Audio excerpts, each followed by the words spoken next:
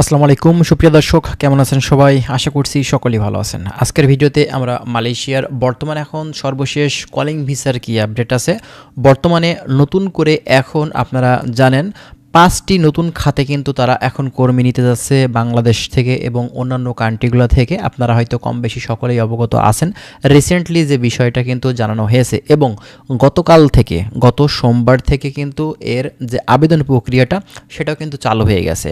আপনারা হয়তো এই বিষয়ে অনেকেই জানেন, অনেকে হয়তো জানেন না। আজকের ভিডিওতে আমরা কিন্তু বিষয়টা আবারও এক্সপ্লেন করার চেষ্টা করব।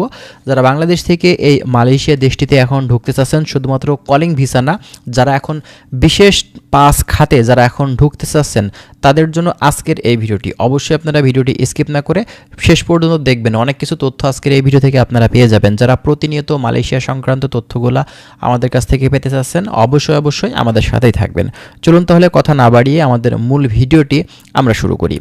ফার্স্ট অফ অল আপনাদেরকে বলি যে দেখেন, কলিং ভিসার কথা যদি বলতে হয় প্রথমে, তাহলে বলতে হবে যে আমরা দীর্ঘদিন ধরে কিন্তু এই কলিং ভিসার জন্য অপেক্ষায় আছি। আমরা জানি যে আপনার 2025 সালের শেষের দিকে এজেন্সির লিস্ট নেওয়া হলো আমাদের কলিং ভিসাতে কর্মী পাঠাবে বলে, ঠিক আছে, কর্মী নেবে বলে, কিন্তু এখন পর্যন্ত আমরা আশা অনুরূপ কিন্তু কিছুই দেখতে পারিনি।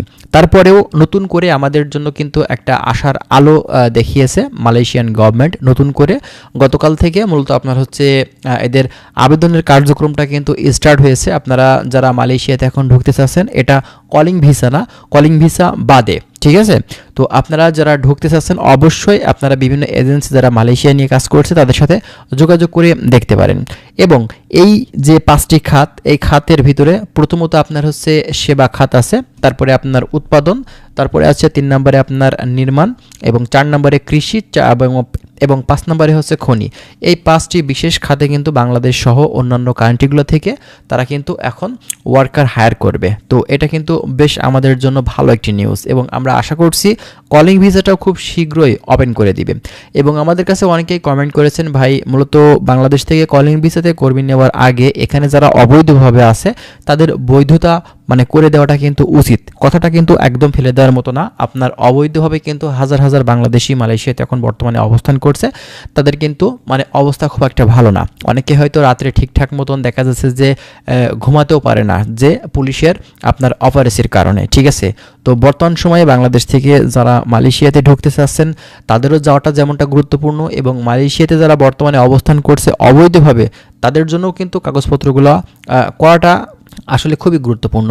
তো এখন ব্যাপারটা সব কিছুই মালয়েশিয়ার গভর্নমেন্টের বিষয়। এটা তারা অবৈধদের বৈধকরণ করবে কিনা, বাংলাদেশ থেকে কলিং ভিসাতে তারা এখন কর্মী নিবে কিনা, আদৌ আপনার নির্বাচিত সরকার না আসা পর্যন্ত তারা এই ব্যাপারটা হোল্ড করে রাখবে কিনা, এগুলো কিন্তু এখন গোলমেলে অবস্থাতে কিন্তু দাঁড়িয়ে আছে। তারপরেও আমরা যতটুকু তথ্য পাচ্ছি আপনাদেরকে কিন্তু জানানোর কিন্তু অবশ্যই আমরা চেষ্টা করছি। এবং এরই পাশাপাশি আপনাদের আরও কিছু কথা বলি, সেটা 2024 সালের কলিংয়ে যে কর্মীগুলো 18,000 কর্মীগুলো আটকে গেছিল, এবং এই কর্মীর ভিতরে যে 8,000-এরও কিছু কম সংখ্যক কর্মীগুলো সিলেক্ট করা হয়েছিল, এই কর্মীগুলোর ভিতরে এখন সবাই কিন্তু ফ্লাই করতে পারেনি। এদিকে দেখা যাচ্ছে যে অনেকেরই কিন্তু আপনার মেডিকেলের যে মেয়াদটা সেটা কিন্তু শেষের দিকে, অনেকের অলরেডি শেষ হয়ে গেছে। তো এই কর্মীগুলো কিন্তু পুনরায় আবারও ঝামেলাতে পড়ে যাবে। এজন্য আপনার মালয়েশিয়ার গভর্নমেন্টের কাছে আমাদের আবেদন এবং বাংলাদেশ সরকারের কাছে আবেদন যে আপনারা গত 2 বছর যে কলিং ভিসাটা মূলত যে কর্মীগুলো যেতে পারেনি তাদের ব্যবস্থাগুলো সব থেকে আগে করে তারপরে যদি আপনার এই কলিং ভিসার ব্যাপারগুলো যদি সমাধান করতো, তো মনে হয় না যে কোনো ধরনের সমস্যা আমরা ফেস করতাম। খুব শীঘ্রই কিন্তু আমরা বাংলাদেশ থেকে মালয়েশিয়ার হয়তো মুখটা আমরা দেখতে পারতাম। কিন্তু বর্তমানে এমন একটা পরিস্থিতি আমাদের বাংলাদেশের আসলে রাজনৈতিক অবস্থা চারিদিকে গোলমিলে অবস্থা হয়ে গেছে। এখন বিভিন্ন দেশ আছে, যেমন তার দুবাই আছে, ওমান আছে, মালয়েশিয়া আছে, বেশ কিছু দেশ আছে যেগুলো আপনার নির্বাচিত সরকার না আসলে হয়তো বা আপনার কলিং ভিসা বা আপনার তাদের দেশের লেবার ক্যাটাগরি ভিসাগুলো নাও খুলতে পারে। এখন এটা ভাই বলা যাচ্ছে না, তারপরেও দেখা যাক, ইনশাল্লাহ যদি নতুন কোনো আপডেট আমরা পেয়ে থাকি আপনাদের সামনে কিন্তু অবশ্যই নিয়ে আসার চেষ্টা করব। তো ভালো থাকবেন সবাই। আজকের ভিডিওটি আমরা এখানে শেষ করছি। আল্লাহ হাফেজ।